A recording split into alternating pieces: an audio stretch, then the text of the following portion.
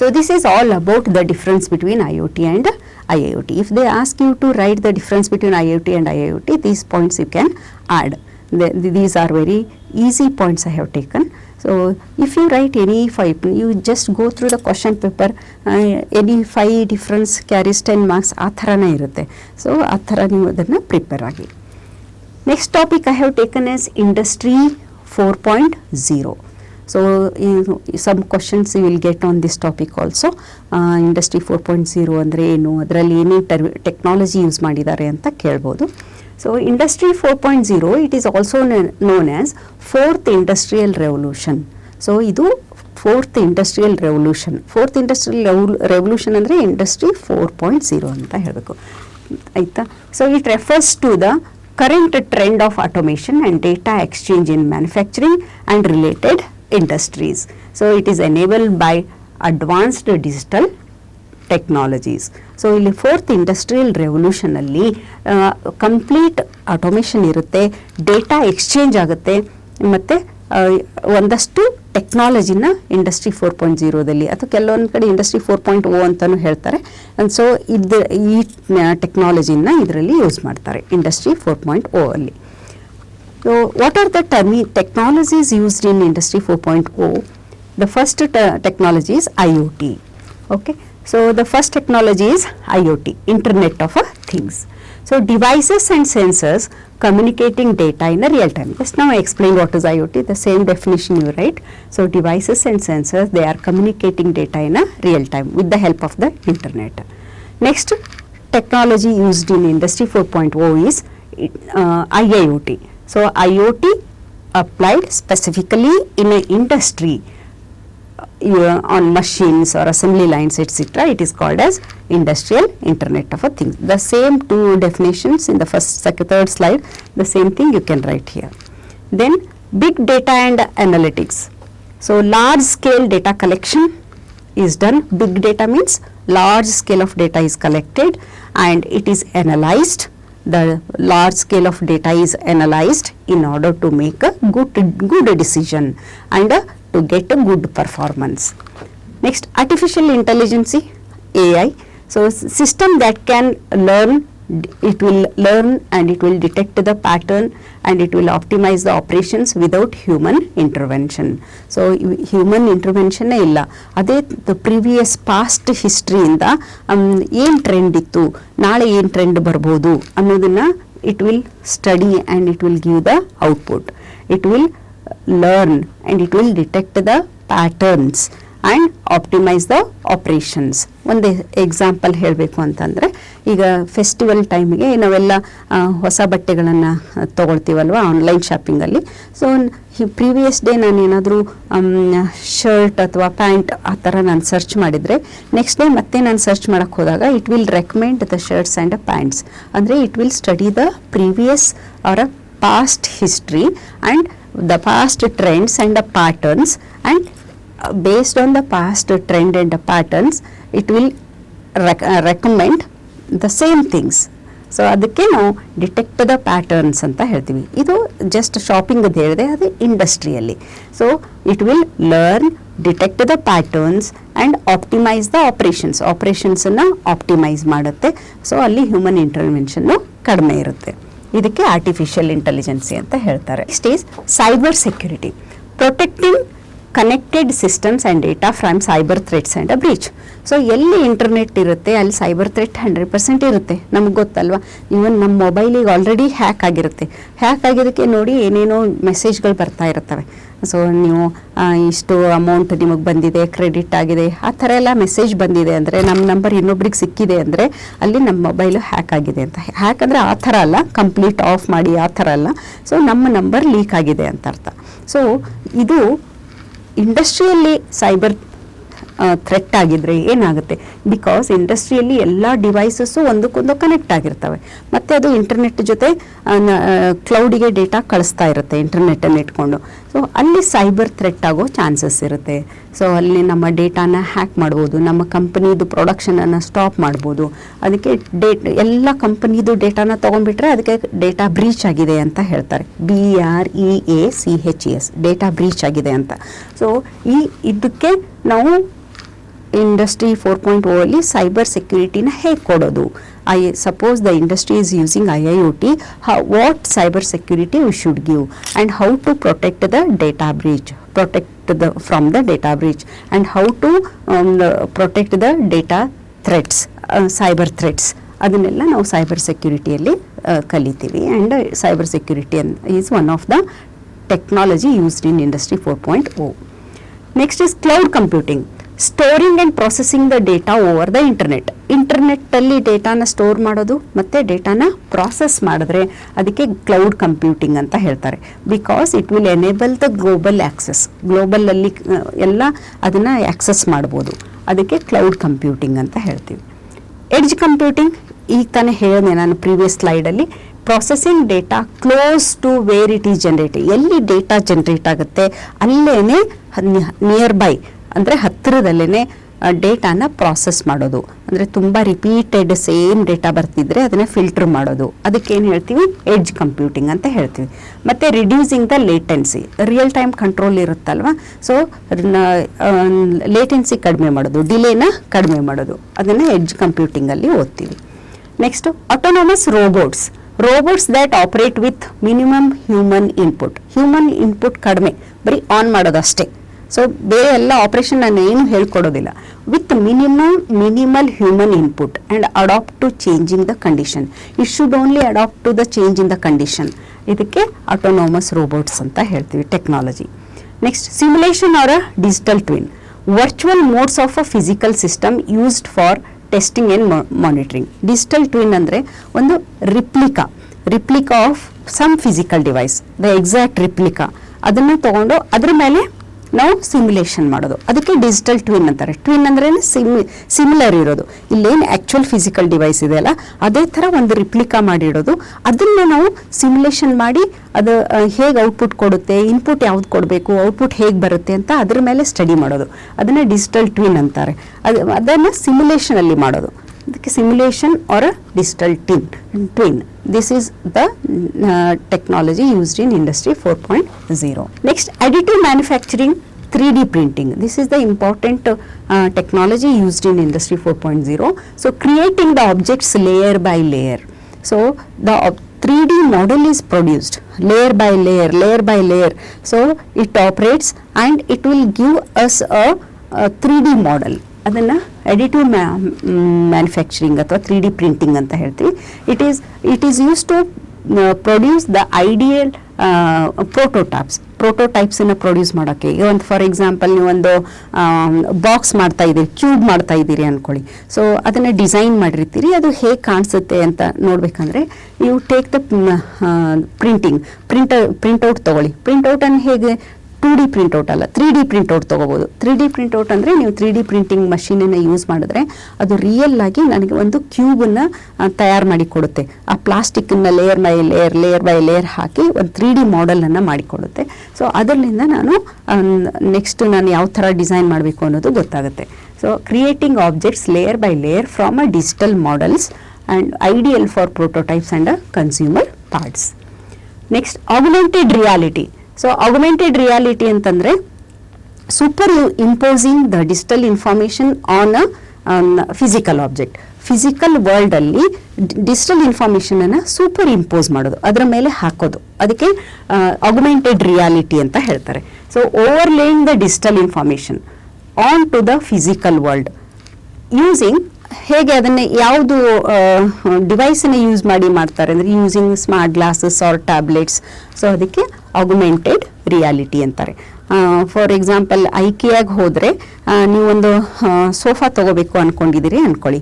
So ನಿಮ್ಮ ಮನೆಯದು ನೀವು ಇದು ಕೊಟ್ಟರೆ ಪಿಕ್ ಕೊಟ್ಟರೆ ನಿಮ್ಮ ಮನೆಯಲ್ಲಿ ಹಾಲಲ್ಲಿ ಅದು ಸೋಫಾ ಹೇಗೆ ಕಾಣಿಸುತ್ತೆ ಅನ್ನೋದು ಅವರು ಅಲ್ಲೇ ಕೂತ್ಕೊಂಡು ನಮಗೆ ತೋರಿಸ್ತಾರೆ. ಆವಾಗ ನಿಮಗೊಂದು ಐಡಿಯಾ ಸಿಗುತ್ತೆ, oh sofa I should place in the corner or on the centre, ಆ ಥರ ಒಂದು ಐಡಿಯಾ ಸಿಗುತ್ತೆ. They are superimposing the digital information. Sofa ಅನ್ನೋದೇನಿದೆ ಅಲ್ಲ ಅದು digital information. Superimposing digital information on your real object. So ಅದಕ್ಕೆ augmented reality ಅಂತ ಹೇಳ್ತಾರೆ. Next, 5G or connectivity. So high speed, low latency network needed to connect all smart devices and systems smoothly. So ಈ ಎಲ್ಲ ಡಿವೈಸಸ್ಸನ್ನು ಇಂಟರ್ನೆಟ್ಗೆ connect ಮಾಡಿ ಇದು ಸ್ಮೂತಾಗಿ operate ಆಗಬೇಕು, ಮತ್ತು ಎಫಿಷಿಯನ್ಸಿ ಕರೆಕ್ಟಾಗಿ ಬರಬೇಕು, ಪ್ರೊಸೆಸ್ ಆಪ್ಟಿಮೈಸ್ ಆಗಬೇಕು, ಒಂದಷ್ಟು ಟರ್ಮಿನಾಲಜಿ ಹೇಳಿದ್ನಲ್ಲ ಅದೆಲ್ಲ ಆಗಬೇಕು ಅಂತಂದರೆ network speed must be very very high. So IIoT ನೀವು ಯೂಸ್ ಮಾಡ್ತಾ ಇದ್ರೆ ಅಲ್ಲಿ ಹೈ ಸ್ಪೀಡ್ ನೆಟ್ವರ್ಕ್ ಇರಬೇಕು, ಮತ್ತು ಲೋ ಲೇಟೆನ್ಸಿ ನೆಟ್ವರ್ಕ್ ಇರಬೇಕು. ಲೋ ಲೇಟೆನ್ಸಿ ಅಂದರೆ ಡಿಲೇ ಕಡಿಮೆ ಇರಬೇಕು. ಸೊ ಹೇಳಿದ್ನಲ್ಲ, ಇನ್ಪುಟ್ ಕೊಟ್ಟಾಗ ಔಟ್ಪುಟ್ ಬರಬೇಕಂದ್ರೆ the latency must be very very low latency ಇಡಬೇಕು.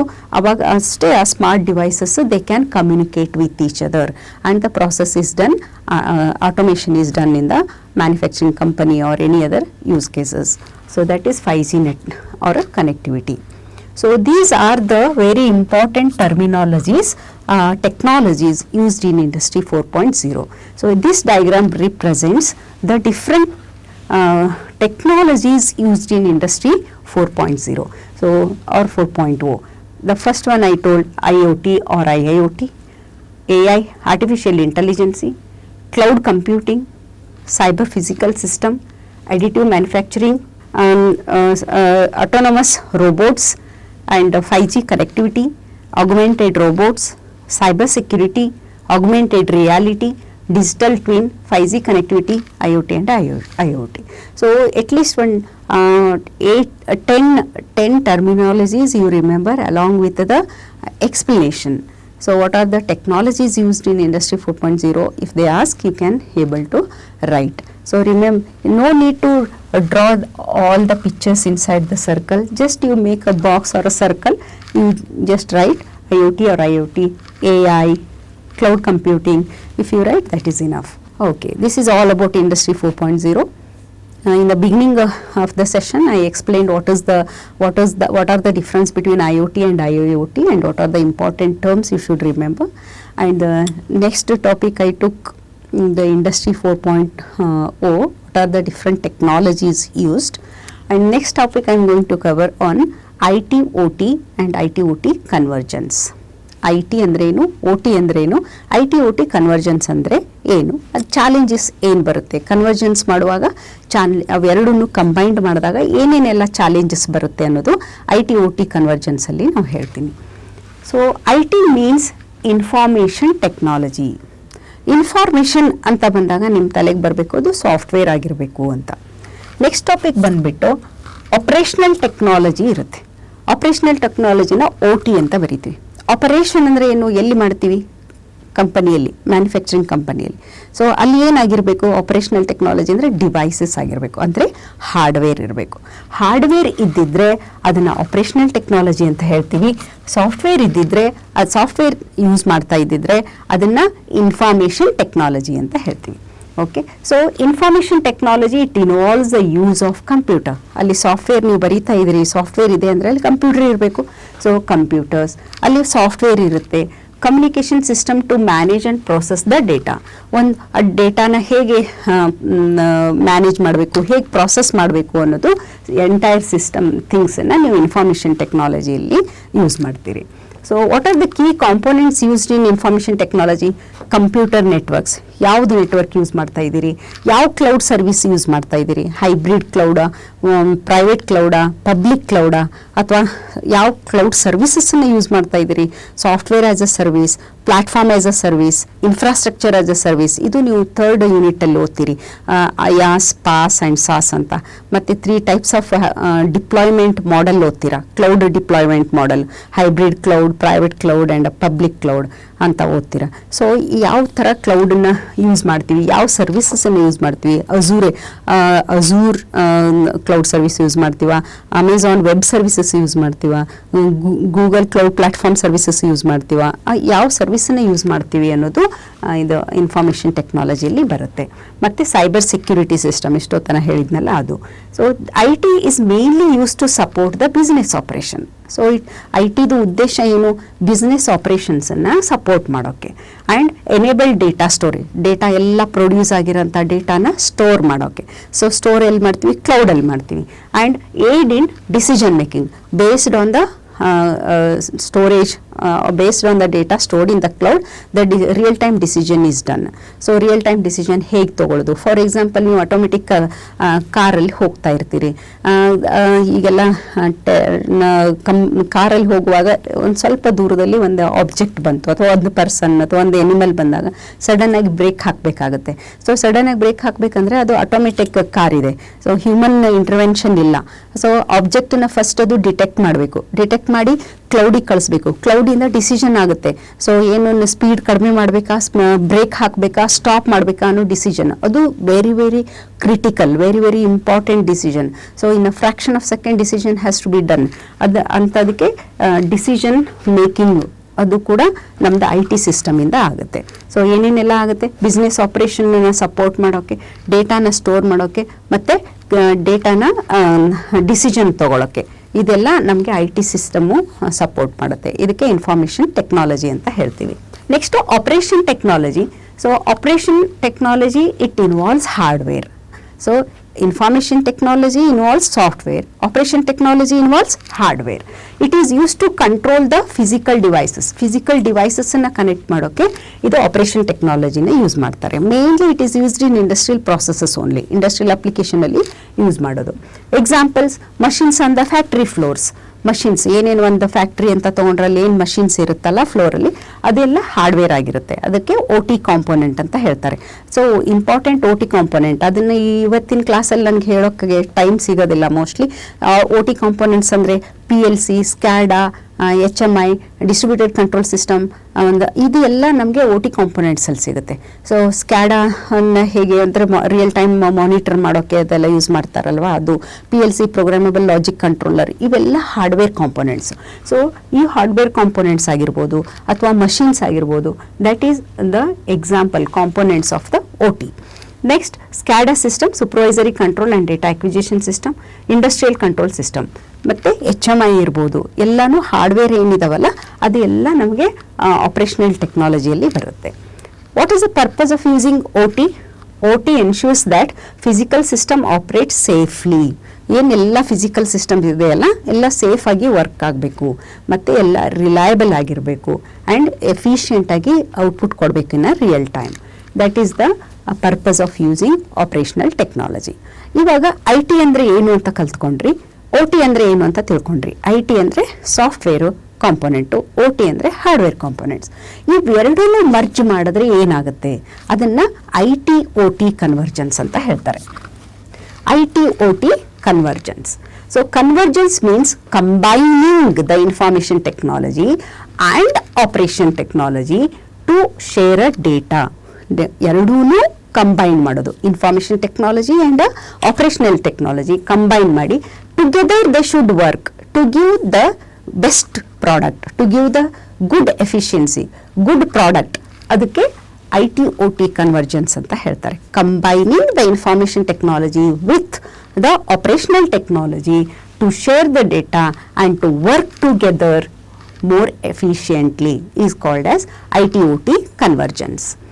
Now their integration helps industry become smarter. ಇವೆರಡೂ ಇಂಟಿಗ್ರೇಟ್ ಮಾಡೋದ್ರಿಂದ ಕಂಪನಿ ಅಥವಾ ಫ್ಯಾಕ್ಟ್ರಿ ಏನಾಗುತ್ತೆ, ಮೋರ್ ಸ್ಮಾರ್ಟರ್ ಆಗುತ್ತೆ. ಅದರಲ್ಲಿ ಇನ್ಫಾರ್ಮೇಷನ್ ಟೆಕ್ನಾಲಜಿನೂ ಇದೆ ಮತ್ತು ಆಪರೇಷನಲ್ ಟೆಕ್ನಾಲಜಿನೂ ಇದೆ. ಎರಡೂ ಕ್ಲಬ್ ಮಾಡಿದ್ರೆ ಎರಡೂದ್ರದ್ದು ಬೆನಿಫಿಟ್ ಸಿಗುತ್ತೆ. ಅವಾಗ ಏನಾಗುತ್ತೆ, ಅದು company becomes very smarter and faster.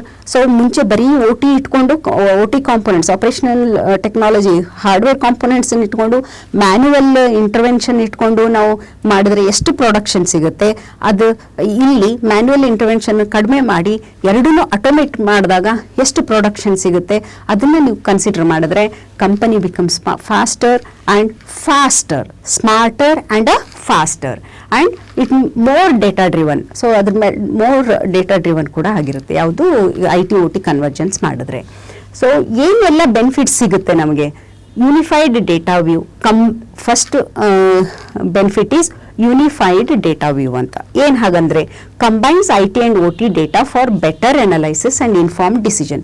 ಎರಡೂ ಕಂಬೈನ್ ಮಾಡಿದಾಗ, ಸೊ ಸಪೋಸ್ ಒಂದು ಮಷೀನಲ್ಲಿ ಏನೋ ಒಂದಷ್ಟು ಮಿಸ್ಟೇಕ್ ಬಂದಿದೆ, ಪ್ರೊಡಕ್ಷನಲ್ಲಿ ಏನೋ ಒಂಚೂರು ರಾಂಗ್ ಆಗಿದೆ, immediately the message goes to the information technology.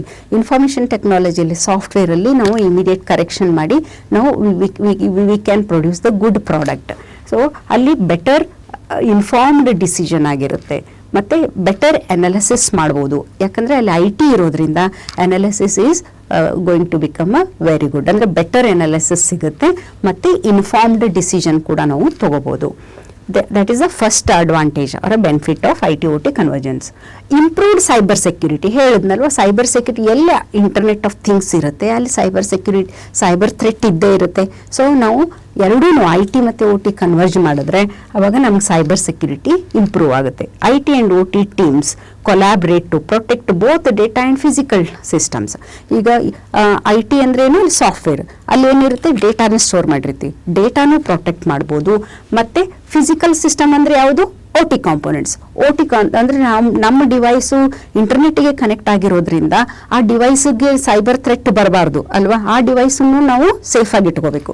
So physical ಸಿಸ್ಟಮನ್ನು ನಾನು ಪ್ರೊಟೆಕ್ಟ್ ಮಾಡ್ಬೋದು ಮತ್ತು ಡೇಟಾನೂ ಪ್ರೊಟೆಕ್ಟ್ ಮಾಡ್ಬೋದು. ಯಾಕಂದರೆ ಎರಡೂ ಕನ್ವರ್ಜ್ ಮಾಡಿರೋದ್ರಿಂದ ನಾವು ಡೇಟಾನೂ ನೋಡ್ಕೋಬೇಕಾಗುತ್ತೆ ಮತ್ತು ಫಿಸಿಕಲ್ ಸಿಸ್ಟಮನ್ನು ನಾವು ಸೆಕ್ಯೂರಿಟಿ ಕೊಡಬೇಕಾಗುತ್ತೆ. ಎರಡೂ ಸೆಕ್ಯೂರಿಟಿ ಕೊಡಬಹುದು. ಅದಕ್ಕೆ ಇದನ್ನು ಇಂಪ್ರೂವ್ಡ್ ಸೈಬರ್ ಸೆಕ್ಯೂರಿಟಿ ಅನ್ನೋದು one of the benefit of IT/OT convergence. IT side information ಟೆಕ್ನಾಲಜಿಯಲ್ಲಿ it collects the production data, stores it in a cloud and generates the report. IT ಅಂದ್ರೇನು? ಡೇಟಾನ ಯಾರು ಡೇಟಾನ ಪ್ರೊಡ್ಯೂಸ್ ಮಾಡ್ತಾರೆ? Sensors or the machine will give the data. These data where it is stored, since we are using the industrial internet of thing, internet use ಮಾಡ್ತಾ ಇರೋದ್ರಿಂದ every produced data is stored in a cloud. So data produce ಆಗುತ್ತೆ, ಕ್ಲೌಡಲ್ಲಿ store ಆಗುತ್ತೆ and the report is generated. ಇದು ಈ ಎಲ್ಲ operations ಎಲ್ಲಾಗುತ್ತೆ information ಟೆಕ್ನಾಲಜಿಯಲ್ಲಿ. OT ಸೈಡ್ ಏನೇನಾಗುತ್ತೆ? OT ಅಂದ್ರೇನು? Hardware. So it will control the machines on the shop floor. ಈಗ ಎಕ್ಸಾಂಪಲ್ ಮ್ಯಾನುಫ್ಯಾಕ್ಚರಿಂಗ್ ಕಂಪನಿ ತೊಗೊಂಡ್ರೆ ಶಾಪ್ ಫ್ಲೋರಲ್ಲಿ ಏನೇ ಮಷೀನ್ಸ್ ಇರುತ್ತೆ ಅದನ್ನೆಲ್ಲಾನು ಕಂಟ್ರೋಲ್ ಮಾಡುತ್ತೆ. ಸೊ ಲೈಕ್ ಕನ್ವೇಯರ್ ಬೆಲ್ಟ್ಸ್ ಇರ್ಬೋದು, ರೋಬೋಟ್ಸ್ ಇರ್ಬೋದು, ರೋಬೋಟಿಕ್ ಆರ್ಮ್ಸ್ ಇರ್ಬೋದು, ಅದನ್ನೆಲ್ಲ ನಾವು ಕಂಟ್ರೋಲ್ ಮಾಡ್ಬೋದು OT ಸೈಡ್. ಕನ್ವರ್ಜೆನ್ಸ್ ಮಾಡಿದ್ರೆ if a machine starts over heating, suppose ಈಗ ಒಂದು ಮಷಿನ್ ಶಾಪ್ ಫ್ಲೋರಲ್ಲಿ ರನ್ ಆಗ್ತಾ ಇದೆ, 24/7 ರನ್ ಆಗ್ತಾನೆ ಇರುತ್ತೆ, ಓವರ್ ಹೀಟ್ ಆಗಿದೆ, ಹೀಟ್ ಜಾಸ್ತಿ ಆಯಿತು. So OT system detect, heat ಆಗಿದ್ದನ್ನು ಡಿಟೆಕ್ಟ್ ಮಾಡೋದು ಯಾವುದು? OTನೇ, ಕರೆಕ್ಟ್ ಅಲ್ಲ? Operation technology. ಸೊ OT ಸಿಸ್ಟಮೇ ಡಿಟೆಕ್ಟ್ ಮಾಡುತ್ತೆ and it sends the data to the IT. ಕರೆಕ್ಟಾ? ಓವರ್ ಹೀಟ್ ಆಗಿದೆ ಅನ್ನೋ ಇನ್ಫಾರ್ಮೇಷನನ್ನು IT ಸಿಸ್ಟಮ್ಗೆ ಕೊಡುತ್ತೆ. IT ಸಿಸ್ಟಮ್ ಅಂದರೆ ಇನ್ಫಾರ್ಮೇಷನ್ ಟೆಕ್ನಾಲಜಿ. ಸೊ ಮಷಿನ್ಸ್ ಎಲ್ಲ ಎಲ್ಲಿದೆ? ಶಾಪ್ ಫ್ಲೋರಲ್ಲಿದೆ. ಯಾವುದೋ ಒಂದು ಮಷಿನ್ ಏನಾಗ್ತಾ ಇದೆ? ಓವರ್ ಹೀಟ್ ಆಗ್ತಾ ಇದೆ. ಸೊ ಓವರ್ ಹೀಟ್ ಆಗಿ ಅಲ್ಲಿ ಸೆನ್ಸರ್ ಅಳವಡಿಸಿರ್ತೀನಿ, ಅಂದರೆ ಆ ಮಷಿನಿಗೆ ಸೆನ್ಸರ್ ಕನೆಕ್ಟ್ ಮಾಡಿರ್ತೀನಿ. ಸೆನ್ಸರ್ ಏನು ಮಾಡುತ್ತೆ? ಆ ಡೇಟಾನ ಕಲೆಕ್ಟ್ ಮಾಡುತ್ತೆ. ಯಾವ ಡೇಟಾನ? ಓವರ್ ಹೀಟ್ ಆಗಿರೋ ಡೇಟಾನ ಕಲೆಕ್ಟ್ ಮಾಡುತ್ತೆ. ಕಲೆಕ್ಟ್ ಮಾಡಿ ಅದು ಎಲ್ಲಿ ಕಳಿಸ್ಬೇಕು? Sensor is connected to the internet, it gives the data to the IT system. ಅದು ರಿಯಲ್ ಟೈಮ್ ಡೇಟಾ, ಕರೆಕ್ಟಾ? ನಿನ್ನೆ ಆಗಿರೋ ಡೇಟಾನ ಕಳಿಸ್ತಾ ಇಲ್ಲ, ಸದ್ಯ ಈಗ ಏನು ನಡೀತಾ ಇದೆ, ಈಗ ಟೆಂಪ್ರೇಚರ್ ಹೈ ಆಗಿದೆ, ಆ ಟೆಂಪ್ರೇಚರ್ ಡೇಟಾನ, ರಿಯಲ್ ಟೈಮ್ ಡೇಟಾನ IT ಸಿಸ್ಟಮ್ಗೆ ಕಳಿಸುತ್ತೆ. ಯಾಕಂದರೆ ನಾವು ಎರಡೂ ಈಗ ಕನ್ವರ್ಜ್ ಮಾಡಿದ್ದೀವಿ ಅದಕ್ಕೋಸ್ಕರ. ಸೊ ಅಲ್ಲಿಂದ IT ಸಿಸ್ಟಮ್ಗೆ ಬರುತ್ತೆ, which then triggers alert. So immediately as soon as the data is received from the sensor in IT system, the trigger alert is given. ಅಂದರೆ ಅಲ್ಲಿ ಇಮಿಡಿಯೇಟ್ಲಿ ಅಲ್ಲಿ ಮೇಂಟೆನೆನ್ಸ್ ಅವ್ರು ಹೋಗಬೇಕು ಅಥವಾ ಇನ್ಸ್ಟ್ರೂಮೆಂಟ್ ಡ್ಯಾಮೇಜ್ ಆಗೋದಿದೆ ಅಂತ ಅವ್ರಿಗೆ ಒಂದು ಇನ್ಫಾರ್ಮೇಶನ್ ಸಿಗುತ್ತೆ. So it will trigger an alert. So either buzzer on ಆಗ್ಬೋದು ಅಥವಾ ಏನಾದರೂ ಬಲ್ಬ್ ಆನ್ ಆಫ್ ಆ ಥರ ಆಗ್ಬೋದು. ಸೊ ಒಂದು ಅಲರ್ಟ್ ಸಿಸ್ಟಮ್ ಕೊಡುತ್ತೆ. So it will IT system will predict the failure, ಇನ್ನೊಂದು ಅವರಲ್ಲಿ ಸಿಸ್ಟಮ್ ಫೇಲ್ ಆಗ್ಬೋದು ಅನ್ನೋದನ್ನು ಪ್ರಿಡಿಕ್ಟ್ ಮಾಡುತ್ತೆ. ಯಾಕಂದರೆ ಅದು ಹೀಟ್ ಆಗಿದೆ, ಏನೋ ಪ್ರಾಬ್ಲಮ್ ಆಗಿ ಹೀಟ್ ಆಗಿದೆ. So and schedules the maintenance ಆಟೋಮೆಟಿಕ್ಕಾಗಿ ಅದೇ ಮೇಂಟೆನೆನ್ಸನ್ನು ಶೆಡ್ಯೂಲ್ ಮಾಡುತ್ತೆ. ಇನ್ನು another half an hour you should go and service the instrument ಅಂತ ಹೇಳಿ ಒಂದು ಆಟೋಮೆಟಿಕ್ಕಾಗಿ ಮೇಂಟೆನೆನ್ಸ್ ಕೂಡ ಶೆಡ್ಯೂಲ್ ಆಗುತ್ತೆ. ಸೊ ಇದು ಯಾವುದರಿಂದ ಸಾಧ್ಯ ಆಯಿತು? ಎರಡೂ ಕನ್ವರ್ಜೆನ್ಸ್ ಮಾಡಿರೋದ್ರಿಂದ, IT ಮತ್ತು OT ಎರಡೂ ಕನ್ವರ್ಜೆನ್ಸ್ ಮಾಡಿರೋದ್ರಿಂದ ಓವರ್ ಹೀಟಿಂಗ್ ಆಗಿ ಇನ್ಸ್ಟ್ರೂಮೆಂಟ್ ಅಥವಾ ಮಷಿನ್ನು ಡ್ಯಾಮೇಜ್ ಆಗೋದನ್ನು ನಾವು ತಪ್ಪಿಸ್ಬೋದು. ಅದರಿಂದ ಕನ್ವರ್ಜೆನ್ಸ್ ಆಗಿರೋದ್ರಿಂದನೇ ನಮಗೆ ಇದು ಸಿಕ್ತು. ಯಾಕಂದರೆ ಆಟೋಮೆಟಿಕ್ಕಾಗಿ ಮೇಂಟೆನೆನ್ಸ್ ಅವರು ಅಲ್ಲಿ ಹೋಗಿ ಅದನ್ನು ಇನ್ಸ್ಟ್ರೂಮೆಂಟನ್ನು ಮೇಂಟೈನ್ ಮಾಡಿದ್ರು, ರಿಪೇರಿ ಮಾಡಿದ್ರು. ಅವಾಗೇನಾಗುತ್ತೆ? ಡೌನ್ ಟೈಮು ರೆಡ್ಯೂಸ್ ಆಯಿತು, ಸ್ಟಾಪ್ ಆಗಲಿಲ್ಲ. ಪ್ರೊಡಕ್ಷನ್ ಹಾಗೆ ಕಂಟಿನ್ಯೂ ನಡೀತಾ ಇದೆ. ಸೊ ಪ್ರೊಡಕ್ಷನ್ನು ಸ್ಟಾಪ್ ಆಗಲಿಲ್ಲ. ಒಂದೊಂದ್ಸಲ ಏನಾಗುತ್ತೆ? IT OT ಕನ್ವರ್ಜೆನ್ಸ್ ನೀವು ಮಾಡಿರಲಿಲ್ಲ ಅಂದರೆ ಆ ಡಿವೈಸ್ ಕಂಪ್ಲೀಟಾಗಿ ಸ್ಟಾಪ್ ಆಗಿ ಡ್ಯಾಮೇಜ್ ಆಗುತ್ತೆ. ಸೊ ಒಂದು 1 ದಿನ 2 ದಿನ 3 ದಿನ ಆದರೂ ಅದನ್ನು ರಿಪೇರಿ ಮಾಡೋಕ್ಕಾಗಿಲ್ಲ ಅಂದರೆ ಅಷ್ಟು ದಿನ ಮಷೀನಿಂದ ಪ್ರೊಡ್ಯೂಸ್ ಆಗೋ ಪ್ರಾಡಕ್ಟು ಸ್ಟಾಪ್ ಆಗುತ್ತೆ ಅಲ್ವಾ. ಸೊ ಬಟ್ IT/OT ಕನ್ವರ್ಜೆನ್ಸ್ ಮಾಡಿದ್ರೆ ಅದು ಪ್ರಿಡಿಕ್ಟಿವ್ ಮೇಂಟೆನೆನ್ಸ್ ಆಗುತ್ತೆ. Scheduling the maintenance automatically is nothing but a predictive maintenance. So one example question paper example I have taken from the board question paper. So this question has come repeatedly in many question papers. So two I have taken, May 2025 and July 2023, and also this question is explained in question number 68 from 175 PDF. So if you are reading 175 PDF questions, the answer is very short. So why the answer is very short? Because 175 question nearly more than 134 pages it has taken. So ಇನ್ನೂ ಜಾಸ್ತಿ ಬರೆದ್ರೆ ಅಲ್ಲಿ ನಿಮಗೆ download ಮಾಡೋಕ್ಕೆ memory ಇದು ಎಲ್ಲ problem ಆಗುತ್ತೆ ಅಂತ ಸ್ವಲ್ಪ ಶಾರ್ಟ್ ಆಗಿ ಆನ್ಸರ್ ಇದೆ ಅಲ್ಲಿ. ಸೊ ನೀವು ಅದನ್ನು ಬೇಸಾಗಿ ಇಟ್ಕೊಂಡು ಜಾಸ್ತಿ ಬರೀಬೇಕು. ಅದೇ ನಿಮ್ಮದು ಫೈನಲ್ ಆನ್ಸರ್ ಅಲ್ಲ, ಅದು ನಿಮ್ಮದು ಬೇಸ್. ಅದನ್ನು ರೆಫರೆನ್ಸ್ ಇಟ್ಕೊಂಡು ನಿಮ್ಮ ಟೀಚರ್ಸ್ ಏನು ಹೇಳ್ಕೊಟ್ಟಿರ್ತಾರಲ್ಲ, ಪ್ರಿಡಿಕ್ಟಿವ್ ಮೇಂಟೆನೆನ್ಸಿಗೆ ಒಂದು ಎಕ್ಸಾಂಪಲ್ ಕೊಟ್ಟಿರ್ಬೋದು. ವಿಂಡ್ ಟರ್ಬೈನ್ ಅಂತ ಹೇಳೋದು ರಿಪೀಟೆಡ್ಲಿ ಬರುತ್ತೆ ನೋಡಿ. ಸೊ ವಿಂಡ್ ಟರ್ಬೈನ್ ಅದು ಹೇಗೆ ಮೇಂಟೆನೆನ್ಸ್ ಮಾಡ್ತಾರೆ, ಆ ಬ್ಲೇಡ್ ಸ್ಟಾಪ್ ಆದರೆ ಏನಾಗುತ್ತೆ, ಹೇಗೆ ರಿಪೇರಿಗೆ ಶೆಡ್ಯೂಲ್ ಆಗುತ್ತೆ, ಅದನ್ನು ಏನು ನಿಮ್ಮ ಟೀಚರ್ ಎಲ್ಲ ಎಕ್ಸ್ಪ್ಲೇನ್ ಮಾಡಿರ್ತಾರೆ ಆ ಎಕ್ಸಾಂಪಲ್ನ ಇಟ್ಕೊಂಡು ಅದನ್ನು ಬೇಸಾಗಿ ಇಟ್ಕೊಂಡು ಬರೀಬೇಕು. Just one paragraph you will not get 10 marks. ಒಂದು ಪ್ಯಾರಾಗ್ರಾಫ್ ಬರೆದ್ರೆ 10 ಮಾರ್ಕ್ಸ್ ಸಿಗಲ್ಲ. ಅದನ್ನ ಇಟ್ಕೊಂಡು ಜಾಸ್ತಿ ಎಕ್ಸ್ಪ್ಲನೇಷನ್, ಪ್ರೀವಿಯಸ್ ಕ್ವಶನ್ ಪೇಪರ್ನ ರೆಫರ್ ಮಾಡಿ. ಆ ಕ್ವಶನ್ ಪೇಪರಲ್ಲಿ ಆನ್ಸರ್ ಬರ್ದಿರ್ತಾರೆ, ಆ ಮಾಡೆಲ್ ಕ್ವಶನ್ ಪೇಪರ್ದ ಆನ್ಸರ್ನ ಮತ್ತೆ ಇದು ಬೇಸ್ ಆಗಿಟ್ಕೊಂಡು 175 PDF ಆನ್ಸರ್ನ ಬೇಸ್ ಆಗಿಟ್ಕೊಂಡು ನೀವು ಓದಬೇಕು. ಅಷ್ಟೇ ಓದಕ್ಕೆ ಹೋಗಬೇಡಿ. ಅದಕ್ಕೆ ಇಲ್ಲಿ ಕ್ವಶನ್ ನಂಬರ್ ಕೂಡ ಬರೆದಿದೆ. It is question number 68 from 175 PDF. So what is the meaning of this question? Manufacturing enterprises are seeking to leverage IT/OT convergence. Question ಅನ್ನ ಫಸ್ಟ್ ಸರಿಯಾಗಿ ಓದಿ. ಇಷ್ಟು ದೊಡ್ಡ ಕ್ವಶನ್ ಇದೆ ಕಷ್ಟ ಅಂತ ಬಿಟ್ಬಿಡಬಾರ್ದು. ಕ್ವಶನ್ ಅಲ್ಲೇ ಕೆಲವೊಂದು ಪಾಯಿಂಟ್ಸ್ ಇರುತ್ತೆ, ಆನ್ಸರ್ದು ಟಿಪ್ಸ್ ಕೊಟ್ಟಿರ್ತಾರೆ ನೋಡಿ.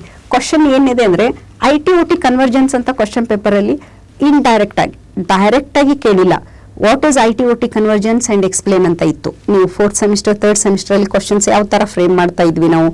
What is IT system, what is OT system, what is IT/OT convergence and explain ಅಂತ ಡೈರೆಕ್ಟ್ ಕ್ವಶನ್ ಬರೀತಿದ್ರಿ. ಕರೆಕ್ಟಾ? ಡೈರೆಕ್ಟ್ ಕ್ವಶನ್ ನಾವು ಕೊಡ್ತಿದ್ವಿ, ನೀವು ಆನ್ಸರ್ ಮಾಡ್ತಿದ್ರಿ.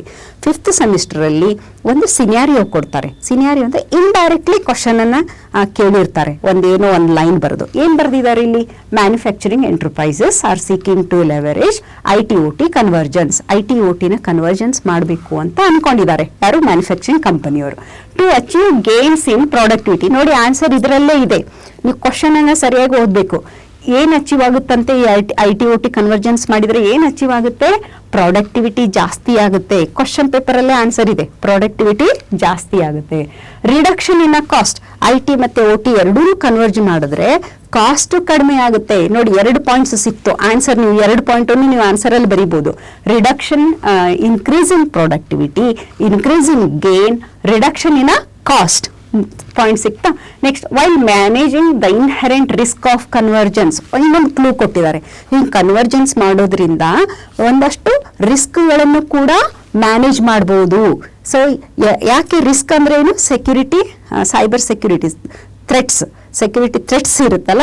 ಸೊ ಕೆಲವೊಂದು ಥ್ರೆಟ್ಸ್ನ ರಿಸ್ಕನ್ನು ನಾವು ಕನ್ವರ್ಜೆನ್ಸ್ ಮಾಡಿ ಮ್ಯಾನೇಜ್ ಮಾಡಬಹುದು. So discuss the challenges of IT/OT convergence. ಹಾಗಾದ್ರೆ IT ಮತ್ತು OT ಎರಡೂ ಕನ್ವರ್ಜ್ ಮಾಡಿದ್ರೆ ಏನೆಲ್ಲ ಚಾಲೆಂಜಸ್ ಬರುತ್ತೆ, what are the challenges you are going to face when you converge both IT and OT in the manufacturing industry ಅಂತಾನೆ example ಕೊಟ್ಟಿದ್ದಾರೆ. This whole 3 line ಓದಿದ್ರೆ ಒಂದೇ ಒಂದು ಲೈನ್ ಕ್ವಶನ್ ಇಲ್ಲೇ ಇದೆ.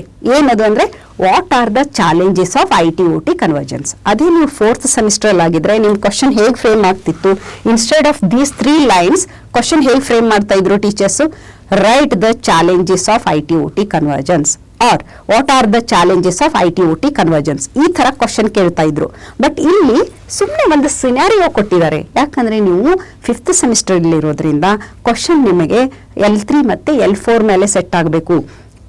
ಅನಾಲಿಸಿಸ್ ಮತ್ತೆ ಅಪ್ಲಿಕೇಶನ್ ಮೇಲೆ ಕ್ವಶನ್ ಪೇಪರ್ ಸೆಟ್ ಆಗಬೇಕು. ಎಲ್ಲ ಪಾತ್ವೆಯವರೆಗೂ ಹೀಗೆ ಆಗಬೇಕು. ಅದು ಆ್ಯಕ್ಚುಲಿ ಅನಾಲಿಸಿಸ್ ಮತ್ತೆ ಅಪ್ಲಿಕೇಶನ್ ಮೇಲೆ ಕ್ವಶನ್ ಸೆಟ್ ಆಗಬೇಕು. ಡೈರೆಕ್ಟ್ ಕ್ವಶನ್ ಬರಬಾರ್ದು ಕ್ವಶನ್ ಪೇಪರಲ್ಲಿ. Pathway subject specially. ಅದಕ್ಕೋಸ್ಕರ ಇಲ್ಲಿ ಸಿನಾರಿಯೋ ಕೊಟ್ಟಿದ್ದಾರೆ. ಏನು ಸಿನಾರಿಯೋ? ಮ್ಯಾನುಫ್ಯಾಕ್ಚರಿಂಗ್ ಕಂಪನಿ ಅವ್ರು ಏನು ಮಾಡ್ಬೇಕು ಅನ್ಕೊಂಡಿದ್ದಾರೆ? IT/OT ಕನ್ವರ್ಜೆನ್ಸ್ ಮಾಡ್ಕೋಬೇಕು ಅನ್ಕೊಂಡಿದ್ದಾರೆ. IT/OT ಕನ್ವರ್ಜೆನ್ಸ್ ಮಾಡಿದ್ರೆ ಏನೇನೆಲ್ಲ ಅವ್ರಿಗೆ ಬೆನಿಫಿಟ್ ಆಗುತ್ತೆ? ಪ್ರೊಡಕ್ಟಿವಿಟಿ ಜಾಸ್ತಿ ಆಗುತ್ತೆ, ಕಾಸ್ಟ್ ರಿಡ್ಯೂಸ್ ಆಗುತ್ತೆ, ಮತ್ತೆ ಸೆಕ್ಯೂರಿಟಿನ ಸಮ್ ಲೆವೆಲ್ಗೆ ಅದು ಸೆಕ್ಯೂರಿಟಿ ರಿಸ್ಕನ್ನ ನಾವು ಮ್ಯಾನೇಜ್ ಮಾಡಬಹುದು. ಹಾಗಾದ್ರೆ ಏನೆಲ್ಲ ಚಾಲೆಂಜಸ್ ಫೇಸ್ ಮಾಡ್ತೀರಿ ಅನ್ನೋದು ಇದು ಕ್ವಶನ್. ಎಲ್ಲ ಕ್ವಶನ್ ಹೀಗೆ ಇರುತ್ತೆ. Either at the end of the question ಆ ಕ್ವಶನ್ ಇರುತ್ತೆ, ಓದ್ಕೋಬೇಕು ನೀವು. ಸೊ ಇದಕ್ಕೆ ನೀವು ಆನ್ಸರ್ ಬರೀಬೇಕು ಅಂದ್ರೆ ಇದು ಮಾಡೆಲ್ ಕ್ವಶನ್ ಪೇಪರ್ ನಾನು ತಗೊಂಡಿದ್ದು. ಎಕ್ಸ್ಪ್ಲೇನ್ 4 ಚಾಲೆಂಜಸ್ ಅಂತ ಅವ್ರು ಹೇಳಿದ್ದಾರೆ. ಈ 4 ಚಾಲೆಂಜ್ ಬರೆದ್ರೆ ಸಾಕು, ನಿಮಗೆ ಒಂದು ಚಾಲೆಂಜ್ಗೆ 2.5 ಮಾರ್ಕ್ಸ್ ಇರುತ್ತೆ. 2.5 × 4 10 ಮಾರ್ಕ್ಸ್ ಸಿಗುತ್ತೆ. ಸೊ ತುಂಬ ಈಸಿ ಇದೆ. ಸೊ ಇದನ್ನ ನೀವು ತುಂಬ ಜನರಲ್ ಆಗಿ ಬರೀಬಾರ್ದು, ಒಂದಷ್ಟು ಇಂಪಾರ್ಟೆಂಟ್ ಟರ್ಮ್ಸನ್ನು ಇಟ್ಕೊಂಡು ಬರೀಬೇಕು. ಈ ಕ್ವಶನ್ ಬಂದರೆ ಏನೇನೆಲ್ಲ ಪಾಯಿಂಟ್ಸ್ನ ಬರೀಬೇಕು ಅನ್ನೋದು ಒಂದು ನೋಟ್ಬುಕ್ಕಲ್ಲಿ ಬರೆದಿಟ್ಕೋಬೇಕು ನೀವು. IT/OT ಕನ್ವರ್ಜೆನ್ಸ್ ಯಾವುದಾದ್ರೂ ಇದು ಯೂಸ್ ಕೇಸ್ ಏನು ಕೊಟ್ಟಿದ್ದಾರೆ? ಮ್ಯಾನುಫ್ಯಾಕ್ಚರಿಂಗ್ ಕೊಟ್ಟಿದ್ದಾರೆ. ಅದೇ ಥರ ಬೇರೆ ಯಾವುದಾದ್ರೂ ಪ್ರೊಡಕ್ಷನ್ ಅದು ಕೊಡ್ಬೋದು, ಸ್ಮಾರ್ಟ್ ಫ್ಯಾಕ್ಟ್ರಿದು ಕೊಡ್ಬೋದು, ಯಾವುದಾದ್ರೂ ಒಂದು ಎಕ್ಸಾಂಪಲ್ ಕೊಟ್ಟರು IT/OT ಕನ್ವರ್ಜೆನ್ಸ್ ಅಂದರೆ ಅದೇ ಅಲ್ವಾ? ಅದೇ ಕಾನ್ಸೆಪ್ಟ್ ತಾನೆ. ಅವೇ ಚಾಲೆಂಜಸ್ ಇರುತ್ತೆ. Challenges are same only, but the use case are different. So ಇದ್ರ ಬದಲು ಬೇರೆ ಕ್ವಶನ್ ಬಂದರೆ ಅಯ್ಯೋ ನಾ ಇದು ಓದಿಲ್ಲ ಹೇಗೆ ಆನ್ಸರ್ ಮಾಡಲಿ ಅನ್ಬಾರ್ದು. ಸೊ ಎಲ್ಲ IT/OT ಕನ್ವರ್ಜೆನ್ಸಿಗೆ ಚಾಲೆಂಜಸ್ ಏನಿದೆ, ಇದೇ ಚಾಲೆಂಜಸ್ಗೆ ಬೇರೆ ಥರ ಕ್ವಶನ್ ಫ್ರೇಮ್ ಮಾಡಿದ್ರು ಚಾಲೆಂಜಸ್ ಅವೇ ಆಗಿರ್ತವೆ. ಸೊ ಆ ಥರ ನೀವು ಬರೀಬೇಕು.